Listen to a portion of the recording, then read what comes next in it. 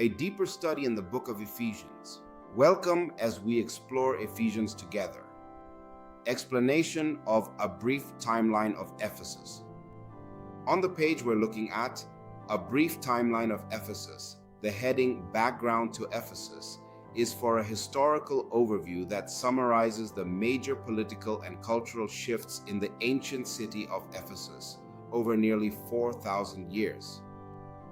It serves as a rapid chronological snapshot before the study transitions into a deeper background on the city and the book of Ephesians.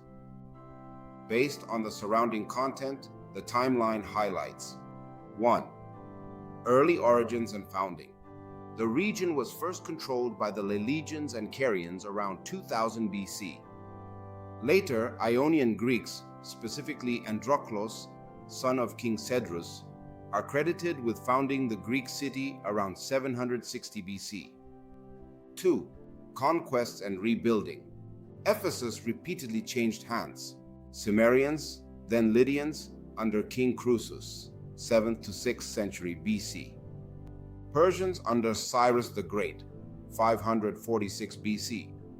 Alexander the Great, 334 BC. Lysimachus, one of Alexander's generals, who relocated and rebuilt the city, 323 to 300 BC. 3. Roman and Byzantine eras became part of the Pergamon kingdom, 188 BC. In 133 BC, the last king of Pergamon willed his kingdom to Rome, making Ephesus a major Roman city. Under Augustus, Ephesus entered a golden age with a population of around 200,000, 1st to 2nd century AD. Later centuries saw strife, decline, and Byzantine rule. 4. Invasions and final destruction. The city was attacked or taken by Arabs 655 and 717 AD, Seljuk Turks 1090 AD, Catalonian mercenaries, Turks again 1300 AD. In 1403 AD, Tamerlane, Timur, devastated the city, marking its final ruin. 5. Rediscovery. In 1869, archaeologist J.T. Wood began the first major excavation, uncovering the remains of the once great city. Part 1. The Potter's Hand, Our Identity in Christ. This letter is more than just theology. It invites us to see ourselves and the world through God's love. The story starts not with us searching for God, but with God seeking us. This pursuit began before time itself. Ephesians 1:4, Romans 8:29. Paul calls himself an apostle by the will of God, Ephesians 1:1, showing that what matters most comes from God's loving will, not our own efforts. Like Paul, our lives are part of this bigger story. In the Old Covenant, people believed their relationship with God depended on their own promises, sacrifices, and obedience to the law. Exodus 19:8, Deuteronomy 28:1-2. Blessings seemed to rely on human faithfulness, and failure brought fear and shame. But Paul shares a deeper truth. God chose us in him before the foundation of the world. Ephesians 1:4-5. Even before creation, God already knew, chose, and loved you. This was a loving choice by a Father who wanted us as his children through Jesus Christ. God has always wanted a family, not just followers, Romans 8:15. Salvation is not something we can earn. It is a gift we accept with gratitude, Ephesians 2:8-9. We are not the clay telling the potter what to do or shaping our own destinies without him, Isaiah 64:8. Instead, we are God's handiwork, made new in Christ Jesus for the good works he planned for us, Ephesians 2:10. This changes how we see our identity and purpose. Our identity comes by faith, not from ourselves. We are called saints, not because we are perfect, but because God has set us apart and made us holy, Ephesians 1:1. The real question is whether we will believe and accept what God says about us in Christ. Part 2. The Exalted King, Christ's ultimate dominion. After discussing our identity in Christ, Paul points us to Jesus, the source of that identity. He describes Jesus as the risen and exalted King who has defeated death and now sits at God's right hand in heaven. Ephesians 1:20-21. Christ rules over all powers and names, now and forever. His authority is complete and his reign will never end. Philippians 2:9-11. This is the fulfillment of the dominion mandate. Christ is not waiting for a future throne. He is already reigning and everything is under his authority. Ephesians 1:22-23. God has put all things under his feet right now, not just in the future. This includes every enemy, power, and system that stands against God. The last enemy to be defeated is death itself. 1 Corinthians 15:25-26. God's plan is for Christ to be all in all, filling the universe with his presence, wisdom, love, and glory. 1 Corinthians 15:28. This shows us the world's ultimate destiny, everything under Jesus' loving rule. How does this happen? Jesus, the Lamb of God, took away the sin of the world through his one sacrifice. John 1:29, Hebrews 9:26. He paid for everyone's sins, not just a few. The judgments we see are not signs of God's anger, but ways a loving Father teaches and guides his children. Hebrews 12:6. God's goal is not to destroy or exclude, but to bring people back and restore them. Colossians 1:19-20. He is drawing everyone to himself, since Christ has already paid the price for all. The King's kingdom is marked by redemption, mercy, and seeking those who are lost. Part 3. The Master Builder. One new man and the true temple.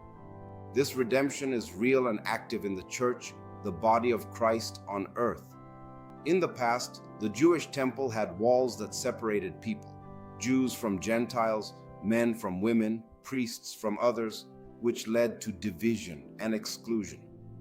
But Paul explains that through his death, Christ broke down these barriers. He did not just remove a dividing line, he created something completely new. Through the cross, he brought together two groups, Jews and Gentiles, into one body, making what Paul calls one new man, a new humanity, where old differences no longer define us. Ephesians 2:15, Galatians 3:28. God is totally fair and welcomes everyone.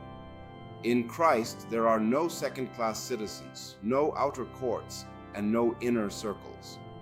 Everyone, no matter their background, ethnicity, or past, has equal access to the Father through one Spirit. Ephesians 2:18. This is revolutionary. At the cross, everyone is equal and welcome to come close. This change redefines where and how God lives among people.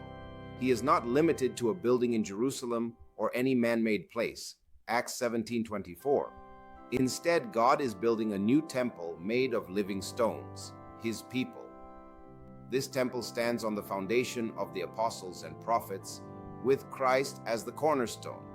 Ephesians 2:19-22, 1 Peter 2:5-6. Together, we are a growing holy temple for the Lord. We are not just separate believers, but a united family and a home for God's Spirit. Our unity shows God's wisdom to everyone. Part 4. The Sacred Dance, Kingdom Leadership and New. If the church is a temple, then our relationships, particularly our closest ones, are like the rooms where God's life is revealed and celebrated. Paul applies this profound concept to marriage. For him, marriage is not merely a contract or legal arrangement. It is an illustration of the mystery of Christ and the church. Ephesians 5:31-32, reflecting God's desire for intimacy, commitment, and sacrificial love. Genesis 2:24. Love, Genesis 2:24. In the Garden of Eden, before sin, marriage was marked by unity and harmony. Genesis 2:25. There was no need for authority or control because both partners listened to God directly. Their relationship was based on mutual love, freedom, and trust without fear or shame. After sin entered, ideas like authority and subjection became necessary to address the problems it brought. Genesis 3:16. Through Christ and the new covenant, we are invited to return to the original way of freedom, partnership, and joy. We are not like Hagar, living in fear and under the law, but like Sarah, enjoying the freedom of God's promise. Galatians 4:22-31. Christ does not force the church to submit. Instead, he loves her with selfless, sacrificial love. Ephesians 5:25-27. He gave his life for her, cares for her, and makes her holy by his word so she can be presented to him without fault. Husbands are called to show this same self-sacrificing love in their marriages. They should love their wives as they love their own bodies, caring for, protecting, and honoring them as equal heirs of God's grace. Ephesians 5:28-29, 1 Peter 3:7. Christian marriage is not about silencing a wife's voice, but about encouraging and empowering her to hear God clearly, so she becomes a true partner in authority and spiritual insight, restored to the dignity and glory of Eden. In this kind of marriage, both husband and wife grow as co-heirs of grace, submitting to Christ and to each other in love. Ephesians 5:21. Part 5. The Journey. With such a high and holy calling before us, how do we live it out amid the complexities of daily life? Paul urges us to walk worthy of the calling with which you were called. Ephesians 4:1. This is an invitation to awaken from spiritual complacency, release old habits, and allow Christ to renew us. Ephesians 4:22-24. Each day we are called to honesty, to speak truth in love, to control our anger, and to use words that build others up and impart grace. Ephesians 4:25-29. The role of leaders is not to do the work for everyone else, but to equip and empower the saints, that is, every believer, to engage in ministry within their unique spheres of influence. Leaders serve as trainers and coaches, preparing and encouraging us to discover, develop, and deploy our God-given gifts and callings. 1 Corinthians 12:4-7, so that the entire body grows and matures together. The whole body grows and matures together. The goal of this training is unity in faith and a real personal knowledge of Jesus. Ephesians 4:13. God wants us to grow spiritually, so we are not easily swayed by new or misleading ideas. Instead, we become steady and mature, looking more like Christ. As we grow, we show Christ's character and help build his kingdom. Colossians 1:28. Part 6. The Standing Victory, Armed for Battle. In the end, we face a battlefield where our faith is tested. Paul tells us not to fight with fear or aggression, but to stand firm in what Christ has already done. Ephesians 6:11-13. Our struggle is not against people or systems, but against spiritual forces. Ephesians 6:12. This battle happens in our thoughts and beliefs. The good news is we do not fight for victory. We fight from a place of victory, since we are already seated with Christ. Ephesians 2:6. Our job is to stand firm and keep going. Our enemy tries to make us forget who we are in Christ. His attacks are not physical but come as lies, feelings of guilt, shame, and fear that weaken our confidence. Paul tells us to put on the full armor of God. Ephesians 6:13-17. This armor is not a list of tasks, but a picture of the spiritual resources we already have in Christ. We wear the belt of truth, are protected by Christ's righteousness, 2 Corinthians 5:21, and are ready to share the gospel of peace. We use faith as a shield to stop lies, wear the helmet of salvation for assurance, and use the sword of the Spirit, which is God's word, to overcome darkness. John 17:17, Hebrews 4:12. This sword, the word of God, does not inflict harm.